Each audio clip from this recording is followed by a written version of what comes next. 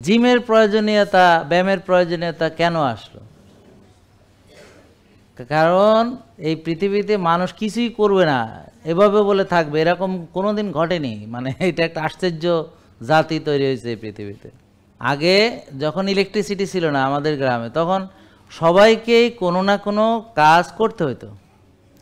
মেয়েদের বড় বড় তাফাল ছিল, রড জাল দিতে হইতো, ধান টান হইতো, গোলায় ভরতে হইতো, নামাইতে হইতো, মলন দেওয়ার সময় ওদের কাজ ছিল।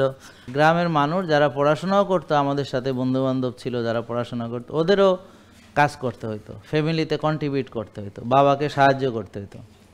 বুঝতে পারছেন? তা এখন কিছুই করবে না একটা জাতি এই পৃথিবীতে ছিল না কোনোদিন। তাই জন্য জিমেরও প্রয়োজন তেমন ছিল না, কারণ অলস জাতি না থাকলে জিম দিয়ে কী হবে? তো যখন আমরা কিছুই করি না, তখন আলাদাভাবে ব্যায়াম করার প্রয়োজনীয়তা দেখা দেয়। এবার বোঝা গেল?